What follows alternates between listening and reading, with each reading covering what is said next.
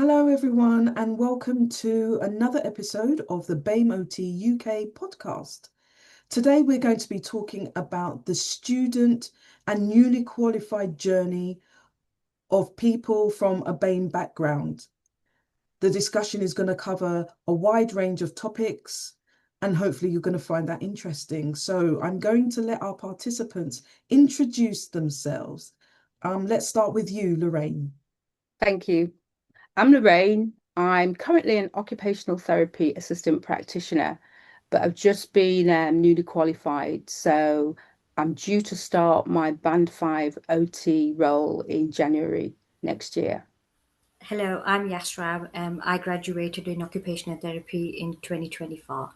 My name is Rejoice. I'm a final year occupational therapy student due to qualify next year.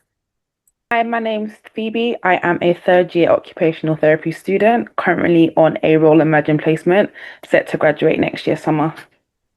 Okay. Welcome all, and thank you for agreeing to take part in this podcast today. So let's get straight into it. So we've identified a few themes that we think are probably common to the journey of being a student or newly qualified. And let's start off with a conversation about transition and well-being. So the question that I'm posing to you this evening is, when you first started clinical placements or your first role, what surprised you the most? And what concrete habits helped you stay organized and protect your well-being? Should we start off with maybe Rejoice?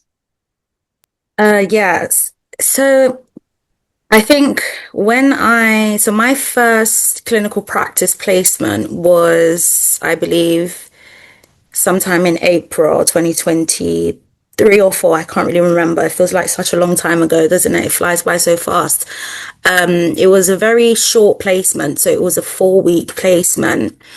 And I think what surprised me most was how fast everything felt on the placement. So it was a acute, physical health setting, ward environment, very fast paced. And I think, I was just very surprised because my previous background wasn't from a ward environment. My previous work in the NHS had been in community, which is a bit of a very different pace. So I was really surprised at the fast pace. And I think initially there was a lot of pressure on that I had put on myself subconsciously to try and understand all the terminology. It was a neuro placement. So again, whole new world. My previous background was in pediatrics community. So very different, working with adults, neuro, all this terminology, different injuries, different conditions. But I think as time went on, I sort of just realized that I didn't need to know everything, and it was okay to not know anything. And it was more about, communication and just willingness to learn on the placement and just ask as many questions as I can. And, I'm a first year student. It's not going to be expected of me to know everything. I think during that placement, a habit that really protected my well-being for me personally was just being honest with my practice educator about my needs.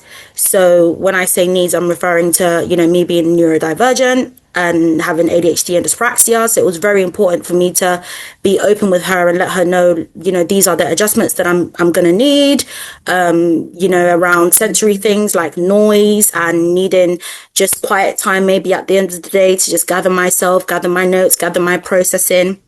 And I think that's why that placement was a success for my first, because of just having that willingness to open and share with my practice educator, and her being able to adapt for me really did protect my well-being.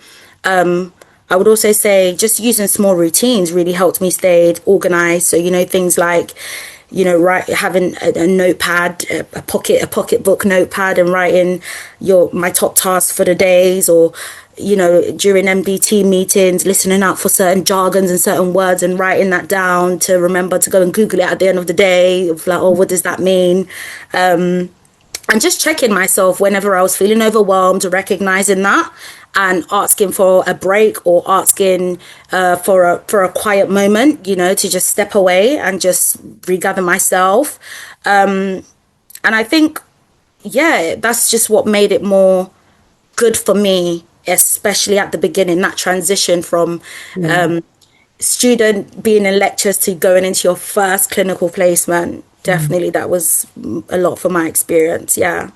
Thank you, Rejoice. Yas, do you want to go next? Yeah, I can definitely agree with what Rejoice has said.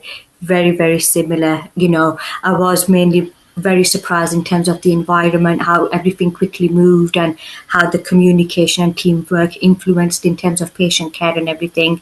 But a big thing in terms of being neurodivergent as well, I'm neurodivergent as well, and for making sure in terms of my well-being, making sure I had the small notebook where I carried everywhere, but also stayed focused on in terms of hydrating myself as well. Sometimes you're always very listening, and for me it was key to be hydrated. So I would set reminders, okay, I need to drink some water now, so that I'm listening, but I'm not using all my energy in terms of just the morning, because when you're on placements, you quickly forget.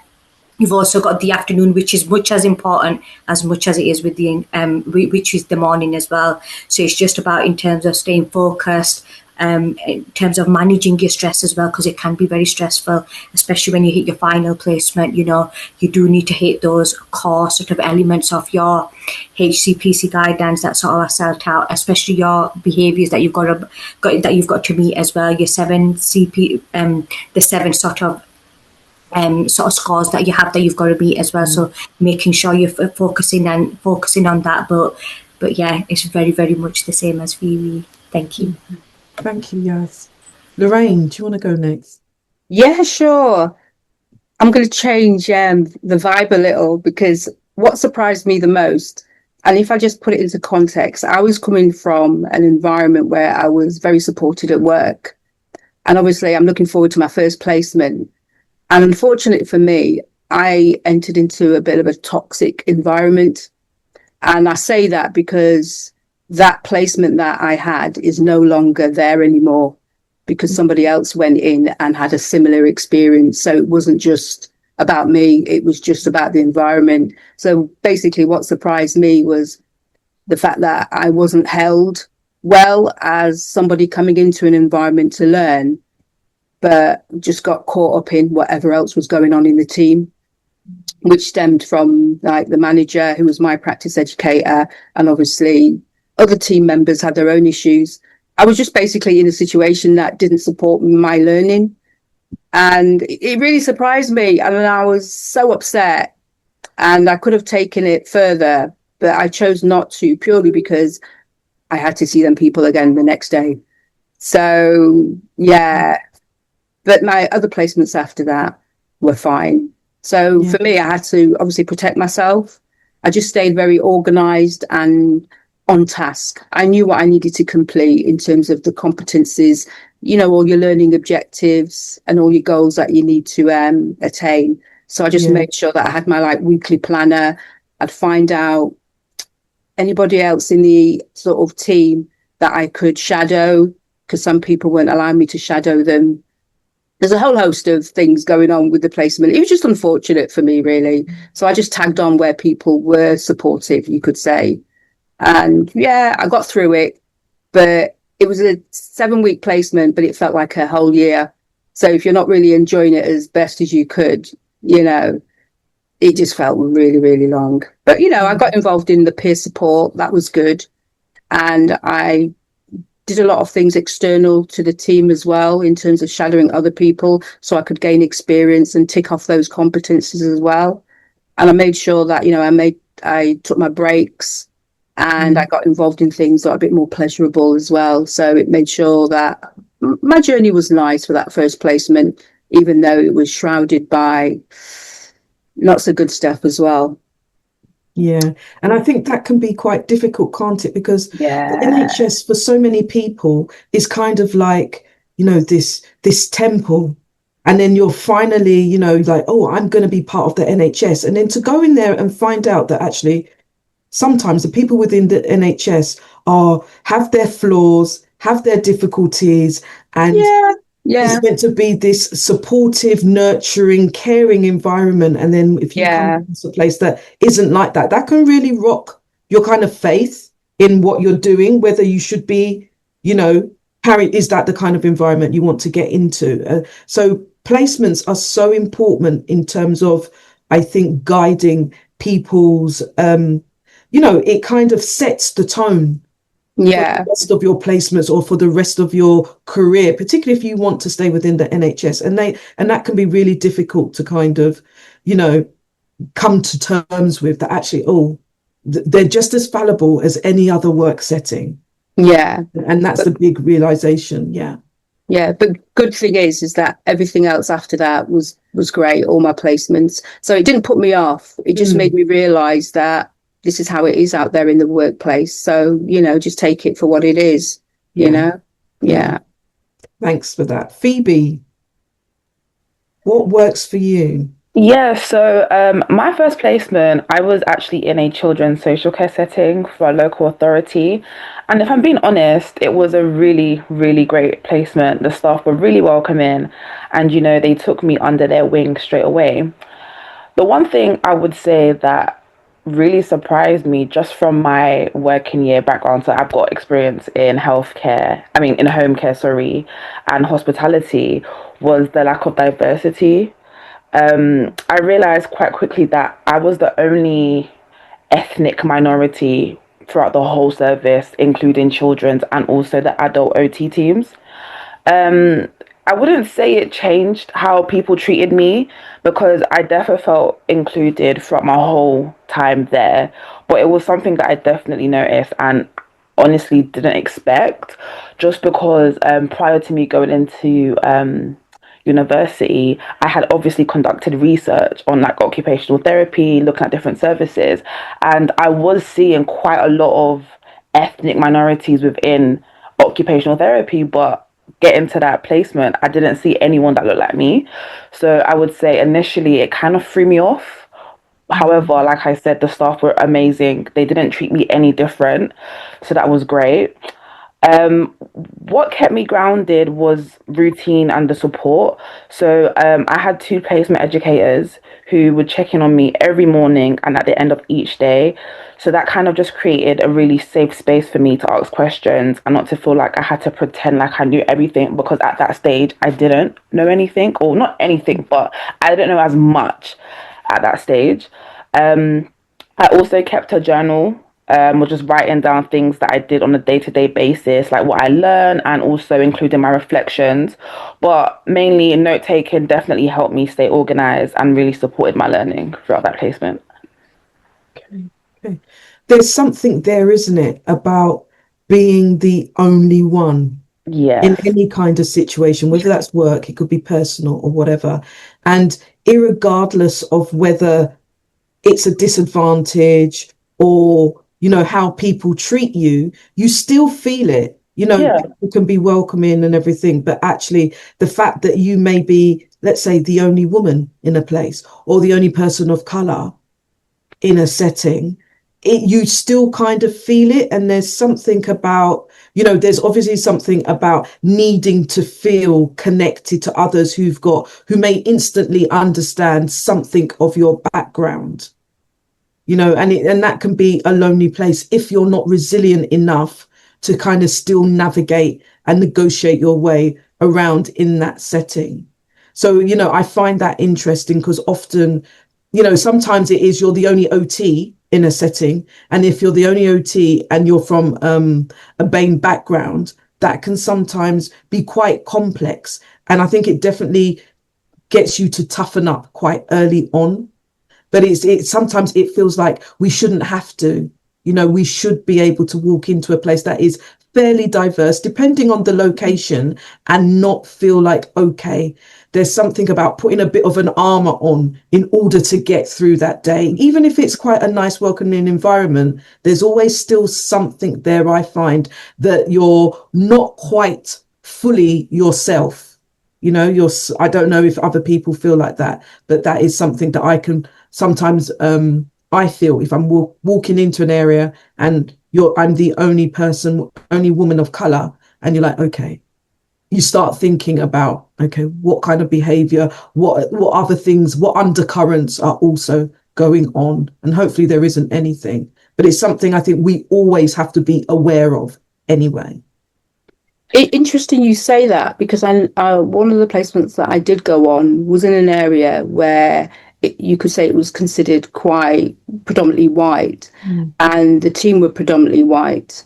And it didn't really occur to me until one of the staff members said something, which I thought, and it brought it home to me. But I wasn't going in there thinking, oh yeah, I'm the only Black person, because the way in which I operate, I lead with, or I lead with me being an OT, because I'm being a professional. That's what I'm there for. But I think things like that always sort of make me think when somebody says something, to then make me question, rather than me going in there thinking that's how it is, if that makes sense. Yeah. You know? Yeah. And I think that's probably a good way to be.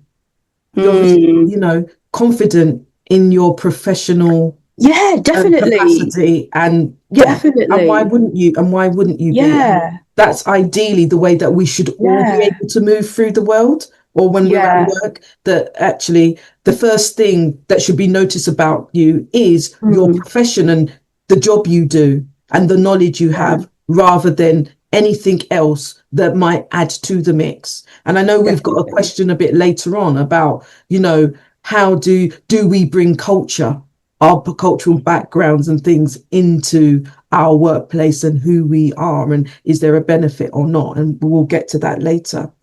So if we move on then, if we start thinking about identity and authenticity at work, the question here is, how do you navigate being authentic as a BAME OT while maintaining professionalism? Can you share a moment where your identity positively shaped care and a moment where you think it was more challenging? Phoebe, do you want to go?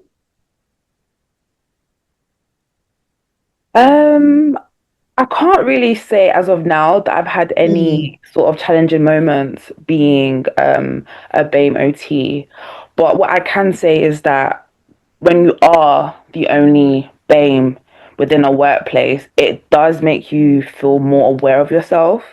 And for me, you know, staying authentic means not shrinking myself. So I stay professional, but I also stay me. So I'll stay warm, open, and I'll always bring my own perspective on things. I don't necessarily want to blend in so much that I disappear, because I do have my own identity. So I feel like that's how I've just currently been navigating my authenticity at the moment. Nice. I like that. Yes. For me, I think this is a really good question. And I do think even though placements have that sort of positive impact in terms of how you come in terms of a workforce and sort of how you present yourself and making sure we're following the guidelines of HCPC and making sure we understand why we're there and understanding that placement.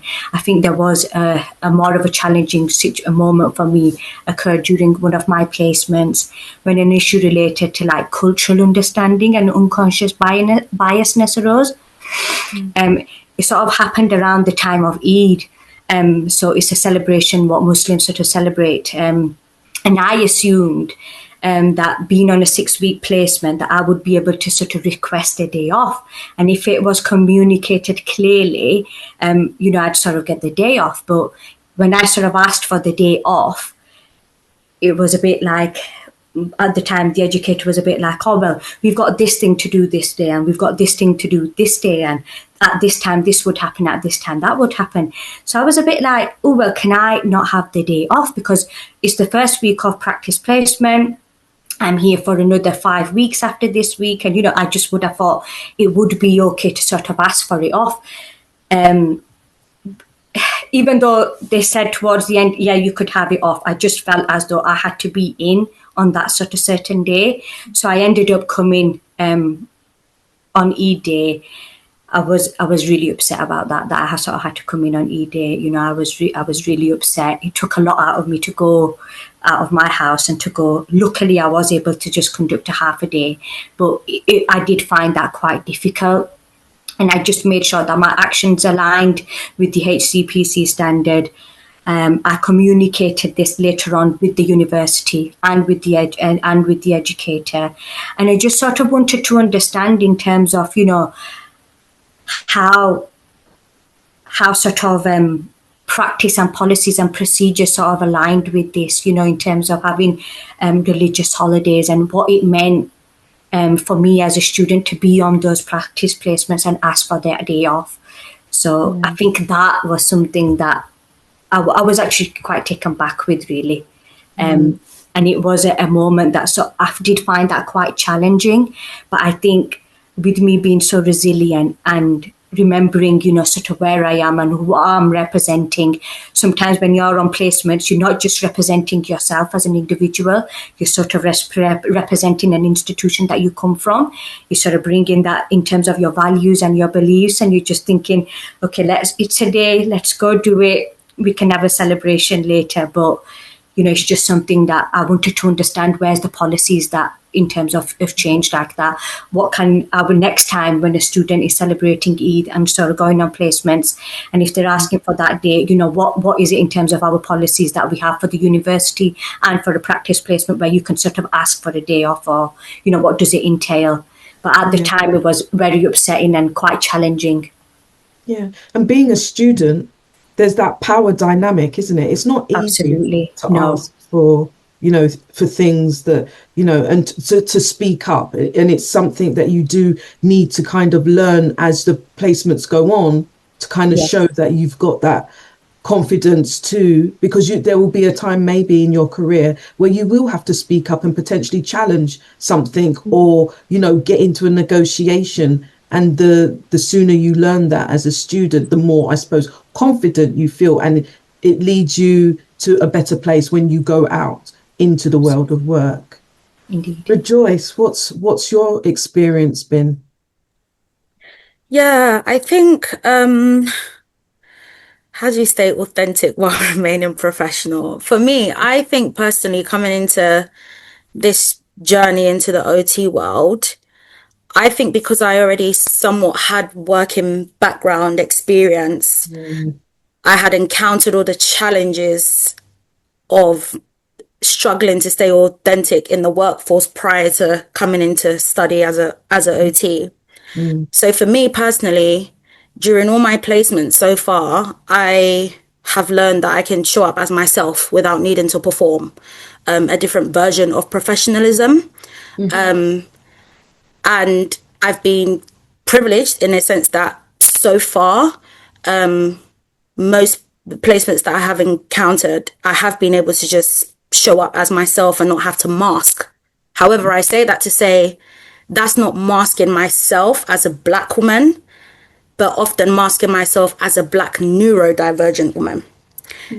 So whilst I can't mask who I am, my race, my ethnicity, I can't dilute my skin. It's, you know, it shows my culture, my name, even in itself. I don't have an English name.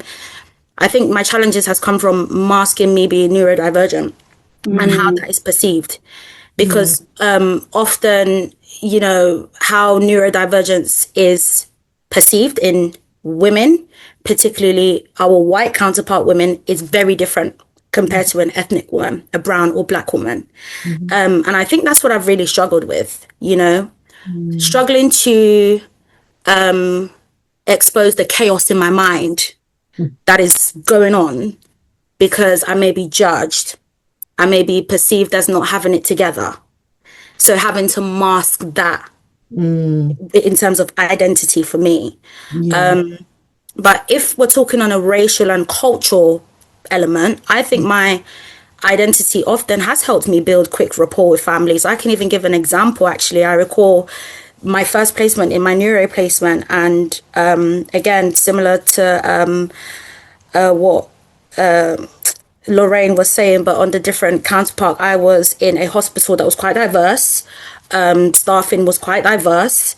My practice educator was a brown woman from India, you know, so already there was that rapport there of her being from an ethnic background. And I remember one day on the ward, on a stroke ward, I think it was, there was a Ghanaian family, a Ghanaian man that had been admitted on HASU, and I walking up and down the ward, I overheard a conversation going on between the wife and the husband, where the wife was asking the husband, saying, you know, have they come to see you today? What's going on? I feel like nobody's telling me anything but in our language. And I remember stopping, I was thinking, oh, you know, she seems really concerned. And I remember stopping in that minute thinking, oh, like, should I go to them? Should I not? I'm just a student. Like, you know what I mean? Should I go and tell my practice educator? And I remember looking around for my practice educator, but she was busy with another patient. And I just thought, no, actually, let me approach them, because I've understood that conversation and she has questions.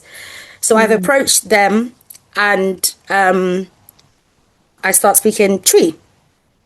And the minute that I start speaking Twi and I first introduce myself and I'm like, oh, hello, my name is Rejoice, I'm a student. Honestly, the man's wife just brightened up. And she just started expressing all these concerns about how she feels he's been here for weeks and he's not improving with his rehab, and she's really concerned, and you know, all these her concerns, and she doesn't know what's going on, and she's, you know, people are coming at her and saying things, but it's not making sense, and she doesn't really know what's going on. And I remember spending about 30 minutes with them, just talking to the wife and the husband sitting there, and come to realize through conversation, again with using our own language, that he wasn't improving with rehab. So OT physio was coming every day to do transfers, to do assessments with him, and from the notes was showing that he's not, you know, not improving, not engaging, not much difference happening there in his motor. But actually what was happening was he doesn't understand the language, he doesn't understand English, and doesn't understand the instructions that was being given to him. So I took that back and I went to my practice educator and I said, oh, you know, bed 5, I had a conversation with them, this. Would it be okay if when you go and see him, I join and maybe I can translate what you want him to do in our language? And she was like, yeah. Like, that is absolutely amazing. Like, and I remember thinking, oh, okay, I've actually done a good thing here. There I was scared, thinking, oh, I've overstepped my mark. Maybe I shouldn't have done that. It's going to look bad. Why am I speaking to this patient in my language, you know? But she was so supportive and she was so full of praise. And that really, really boosted my confidence. And I was like, wow, this is actually really letting me know why representation is so important and actually why I'm needed here in this space. And I remember the next time she went to see him, we had an amazing session, you know, did some dressing, some bathroom assessments, and there was a significant improvement in the patient because, again, communication is happening in a language that he understands, in a language that's familiar from someone that is familiar to him, you know. And my practice educator during our supervision was really enforced to me how good that was of me, and how not to lose that going forward in future practice, and why that is so important. And I remember stepping away from that, and I remember thinking, wow, my identity has helped me build this rapport and help this positive outcome, and it really stayed with me to really remember to do that. But then again, there is always the fear of, am I overstepping? How is that always going to look like? How is that always going to be perceived? You know, next time I could have a practice educator who completely tells me, oh no, darling, you shouldn't have done that. Or no, we don't do that here. Or, you know, it completely be perceived differently. So yeah, I think for me, it's just, I am still learning to somewhat balance confidence with authenticity.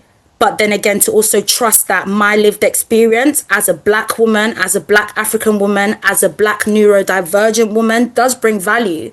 But just trying to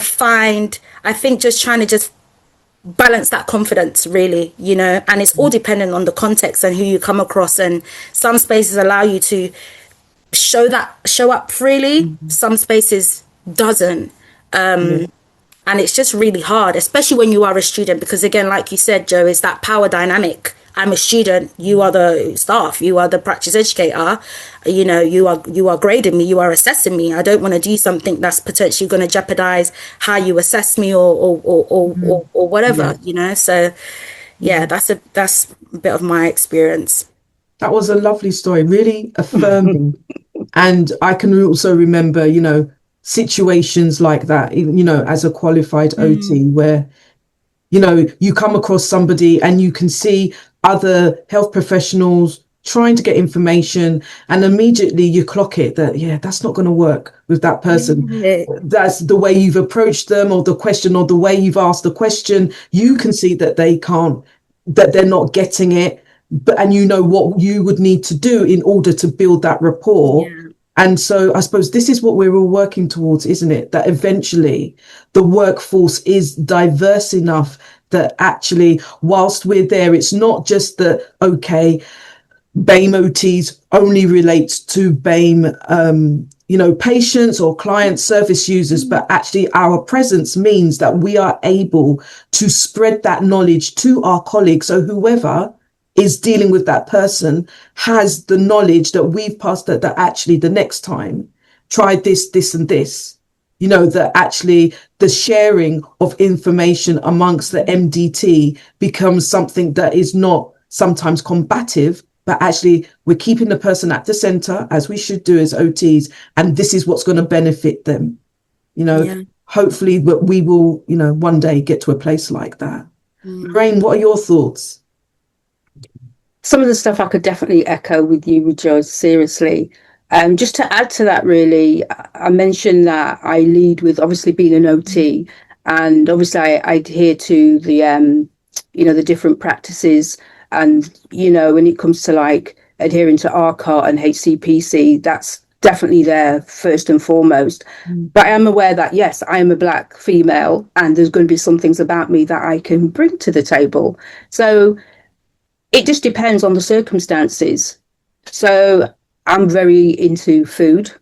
So sometimes when it comes to doing an assessment with someone in the ADL kitchen, I'll get quite excited about food, and then I can connect with someone coming from a different country. It could be Asian, African, Jamaican. We'll talk about the spices, and obviously because I'm such a foodie, I can really get interested in this, and they can see that on my face, and before you know it, the rapport is there, and they're wanting to do the assessment when they probably didn't want to before. So that's like an experience of how I know that I can bring my authentic self without crossing the boundaries of not being professional, because I still know that I need to do the assessment, but I'm using that part of me to make light of the moment as well.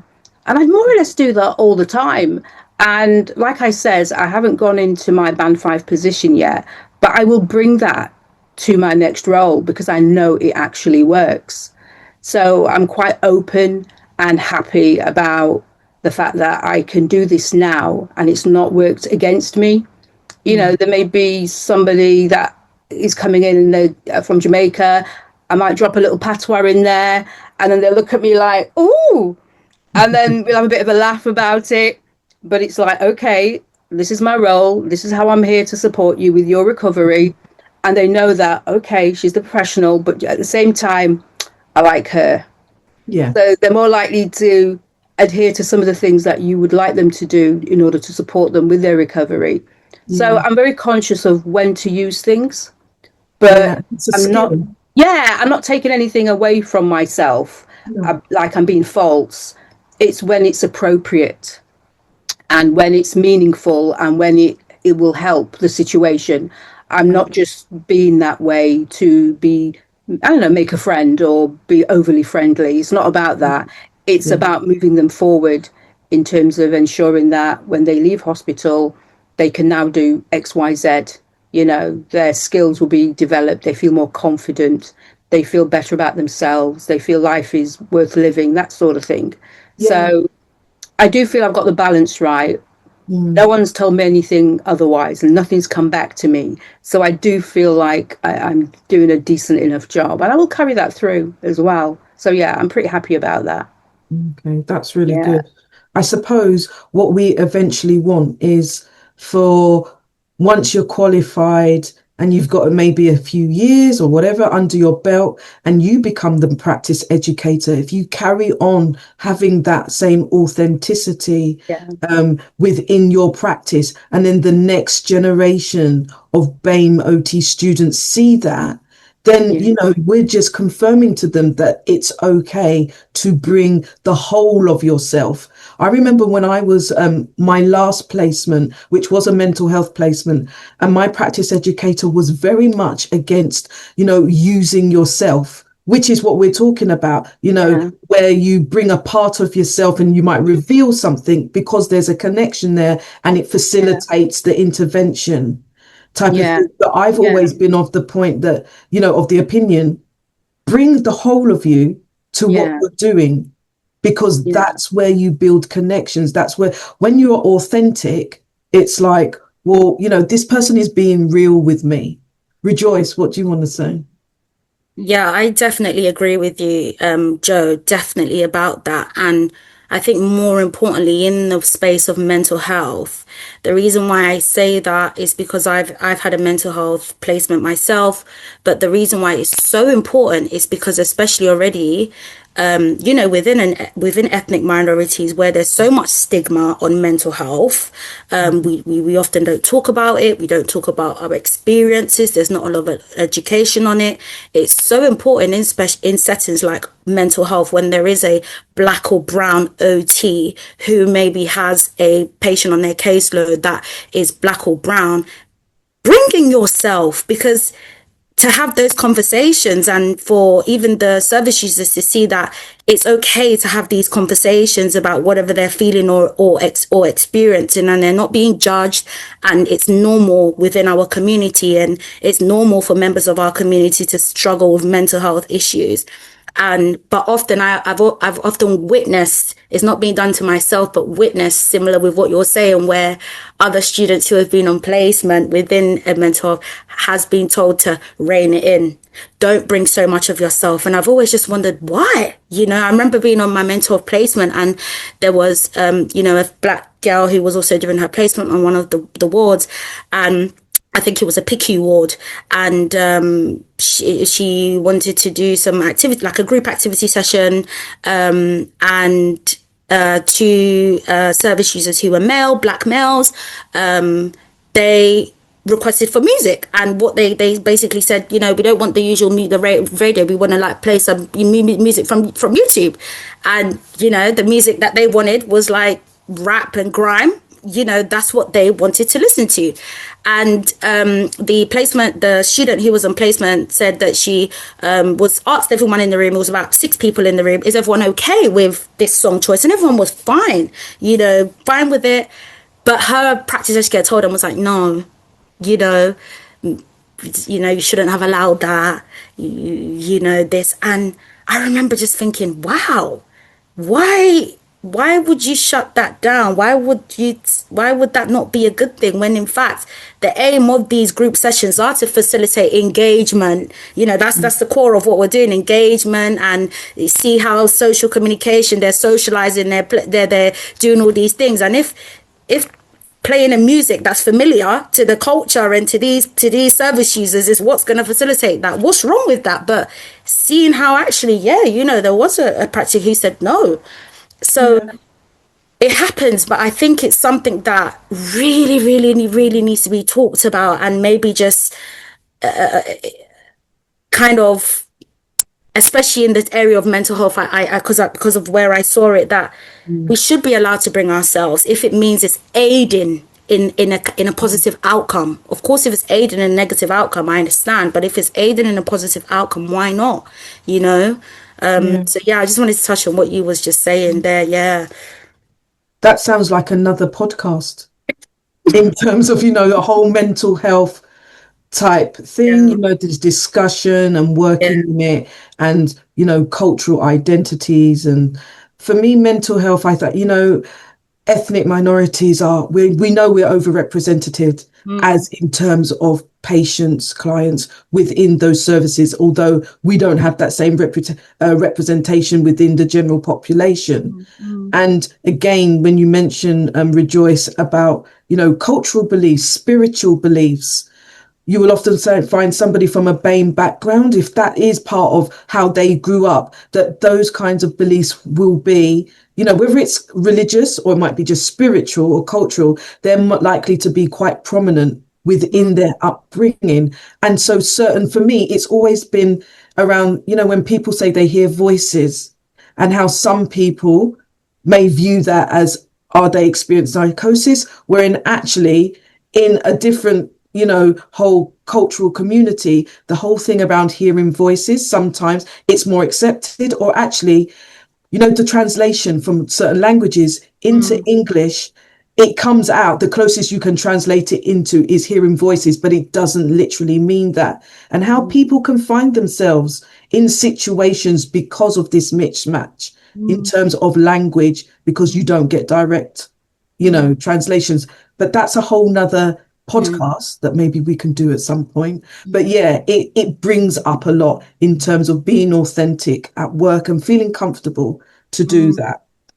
So if we move on then into thinking about the time and everything, we did have a question around routes into OT. But I think let's move to our last question, which actually is about what's the practical wisdom that you would give for the next cohort of newly qualified OTs or students. So what are the top 2 pieces of words of wisdom for current students or newly qualified OTs that you would give? Phoebe, what would you say? What's your advice? 2 pieces of advice for the next generation. I would say my first piece of advice is to advocate for your patients. Honestly, sometimes in MDT meetings that I've sat in on, sometimes feels like the OT gets pushed to the side or overshadowed by the louder, more medically focused voices in the room. But, we're the profession that sees the person behind the diagnosis as well. We look at their real life function, how they're able to actually manage on their day to day, what safety concerns we see, and what skills they need in order to live. So I would say your perspective is not just useful, but it's really essential. And even as a student, your clinical reasoning is extremely valid. If something doesn't sit right with you, speak up. If you see a risk that others haven't noticed, say it. If you think a patient needs more time or more support, advocate for it. I feel like that's something I've definitely done in previous placements, especially on my mental health placement. Sometimes you may feel that whole, I'm nervous, or you feel like you're going to be overstepping. But at the end of the day, you're speaking on behalf of someone who may not have a voice in that room. And it just makes it all worth it. I would say my second piece of advice is remember your why. So occupational therapy isn't an easy journey. The coursework, the placement, the emotional load, and for many of us struggling work, family responsibilities, finances, life outside of the degree, it can get really overwhelming. And there are days you're going to be tired. There's days you're going to question like whether you're cut out for this. Days you may feel behind everyone else, and it's completely normal. But, whenever things feel heavy, come back to the reason why you chose OT in the first place. Maybe it's because you want to empower people. Maybe it's because you want to understand what it feels like when someone loses independence. Maybe it's because you want to be the person who listens when others don't. Whatever your reason is, hold on to it. Because at the end of the day, this profession is all about making a difference in someone's life. It's about advocating for people who can't advocate for themselves. And if you stay connected to that, you're going to get through the tough moments. I feel like we can all agree on that. So you're here for the right reasons, and you deserve to take space on this journey. So I would say those are my 2 advices that I would definitely give myself if I was starting in year 1 again. Well said, well said. Whilst you were just talking there, Phoebe, something you said made me think of actually another podcast. My mind goes like this sometimes, but actually it was something you said about, you know, the other things that are going on for people outside of the course. And it just made me wonder, what are the stats in terms of BAME people going on to allied health professional courses, or particularly around OT, that actually have additional responsibilities that maybe their white counterparts don't have, in terms of what age do we tend to get into OT? Do we tend to be mature students who have, you know, families responsibilities, or, you know, we know about economic inequality. So do we tend to have additional jobs whilst we're studying? And to me, that would be really interesting, because actually universities need to be maybe taking that into account. I agree. In terms of, you know, what are the additional burdens, if you like, that BAME students come to in terms of, you know, learning, being on the course and having to do, you know, academic work. Are we at the same level academically when we enter into the course as other ethnicities? And, you know, how does that impact our journey on, you know, from being a student and then transitioning into being an OT? So, yeah, that came to mind. So I'm going to be quiet now again. No, that's really interesting. Rejoice, what words of wisdom would you give? I think for me, I would definitely, if I was speaking to someone who is starting out in first year, I would definitely say it's fine to not know things. Ask questions. Asking doesn't show that you're stupid or you're silly. Asking shows your commitment, and it's not a weakness. I would also definitely advise, look after yourself. And that is something I have definitely come to know and take my own advice now at the end of my academic journey, because you cannot pour from an empty cup.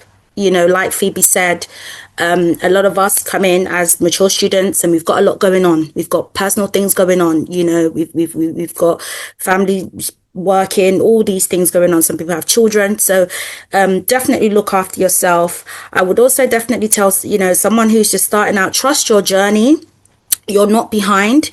You are learning at your own pace. The reason why I say this is because your academic journey and your journey into occupational therapy is not always going to be linear. You are most likely going to have to redo modules, take gap years, take interruptions of study should they come about, and that's absolutely fine. It doesn't take anything away from you. At the end of the day, you still get your HCPC registration and your name is on that list as an occupational therapy, regardless of how long it took you to get there. And I think definitely my final advice would definitely say, speak up for yourself and your needs. This is particularly for my neurodivergent students out there, especially from a BAME background. Speak up for yourself and your needs. This is important not just in clinical practice settings, but even in the universities, your lecturers, your course directors. Speak up about your needs and adjustments that you need. It helps create a safer space for not just you, but it sets that foundation for people coming after you, you know. And this is definitely something that I'm passionate about. This is something that even in my final year, I'm doing student staff partnerships with my university currently to facilitate neurodiversity training for staff, and how to work with neurodivergent students, particularly from ethnic backgrounds, and how it presents and shows up in us. And just remember that your lived experience is an asset.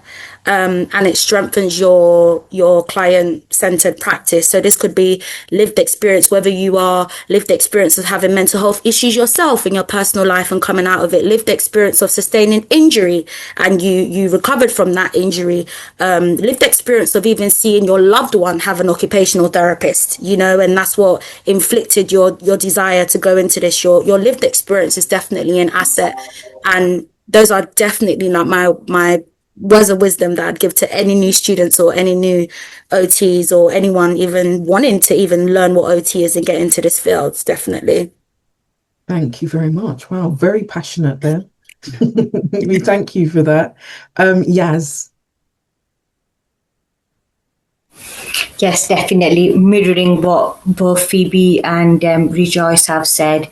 It is a very hands-on course, and making sure that I like to think as the Maslow effect theory in terms of your relationships and the love and the sort of belonging that you have in terms of your family, and also your physiological needs in terms of your food and water that you need to hydrate and sort of obtain those nutrients so you can actually think clearly, especially when you're on placements or even on the course. Again, something that Rejoice sort of went on in terms of being a neurodivergent student, especially from an ethnic minority background. If that means a reasonable adjustment has to have made a little bit of tweaks and changes, it's okay to have that, feel confidence within yourself, make that appointment happen, say to your disability advisor or your practice placement educator and state so and such and such thing isn't working for me. Is it something else that we can do to talk, sort of provide me with that support so I can enable myself to conduct the best what I can do in terms of this placement. But you will pass, you will do it. Consistency is key in terms for this course. You're consistent, you're conducting your reading, you're listening in terms of what it is that the placement wants you to sort of take from this placement, but also what is it that you can bring into this placement. We're all different, we're all unique. And, sometimes you will question, do I have a right to be here? You do. You're here, you're going to make it, and you're going to be just fine. Thank you. Thank you. Lorraine, do you want to wrap up for us? What words of wisdom do you have? You're on mute. Sorry. Okay, a couple of things that have followed me through, study. And obviously I'm qualified now, but like I said, I'm yet to be in my Band 5 role. One of the main things is, be responsible for your own learning. Don't just rely on the mandatory training that you have in the workplace and the sessions that you have with your manager regarding your CPD and what you've done or what you haven't done or what's out of date and what have you. Take things, away from the workplace. There are things on YouTube you can watch. There's podcasts. There's Seeds Talks. You can look on Eventbrite and what have you. I found a lot of information through going external rather than sticking to work. And that's about you knowing what your goals are as well in terms of what you want to achieve. So don't just rely on the workplace to give that to you, because there are lots of things that you can tap into outside of the workplace. The second thing I would say is make sure you find your community, people that get you, like at work. And I guess it relates to Rejoice talking about being neurodivergent. And I am myself as well, because people may not understand you. And you're going to go through things in the workplace where you think, who can I talk to that I don't have to explain X, Y, Z, but they'll just get it the way in which I'm interpreting something. And sometimes you just want to talk to someone that will either reassure you that you're not going crazy, or whatever you did see, you did see it that way. And, sometimes you just want to talk to someone just to offload. And you want to do it in a way where you feel like you don't have to explain who you are, because there's enough in the workplace to get through doing your day job. I work in mental health. There are things that I see daily that can impact me, and I need that community. And it could be within the workplace. It could be outside of the workplace. It could be online, offline. You find that place where you feel is a good area for you to connect with, because you're going to need to come back to that to then go back the next day at work and do your job. So those are the two main things. Be responsible for your own learning and just find your community. And those two things that I've adhered to throughout my time being a student and also working as well have put me in good stead. So that's what I would sort of round up with, regarding how it's helped me, and hopefully it will help other people as well. thank you all for all those words of wisdom. We Can I just add something to what Lorraine has said? In terms of community, I think sometimes when you're a student from a university, sort of an institutional sort of setting, I think it's quite difficult in terms of a community that you might bond in terms of on a placement. I think sometimes, you have your fellow students, especially when your placement has finished, where they might have been in similar sort of practices, that you're able to bond from that and then think, oh, actually, if I've got that placement next, sort of I know what I'm sort of taking to in order to get that. I think sometimes you do have that difficulty in terms of when you're on placement, how do I sort of find that connection then and there? You are sort of, I feel as though you are sort of finding your feet on the ground, especially the first couple of weeks. So it's just a bit of, you're sort of go underneath your educator a little bit, following them through in terms of how to sort of conduct yourself and what to do. So I think in terms of community, I think it depends sort of what sort of route you're sort of coming in from. If you're coming from an apprentice route, or if you're coming from an institutional sort of route. I think there are two little bit of concepts differences. Yeah. Okay. A valid point. Yes. Thank you for that. So I hope you've found the conversation enlightening and interesting. I'd like to thank you all for participating. If we were to kind of round up our conversation today, for somebody who is an old hand now at being an OT and probably nearer to retirement than I am to being a newly qualified, to me it's quite heartening to hear the discussion that's kind of taken place in our next generation of students who are coming up, as well as our newly qualified colleagues who are at the start of their journey, but actually come to it full of authenticity and, ready to kind of be themselves in the workplace, because I think that's what we need as a society. We need people out there who are more than happy to represent themselves and reflect the communities that this whole country is made up of, so that when people come across us in a health setting or whatever setting you end up working in, there is instantly a feeling of sometimes relief, or, they can just, or a feeling of ease, even if they don't connect with you. But sometimes it's nice to walk into a place and see some professionals from a similar background to you, even if you're not directly connected.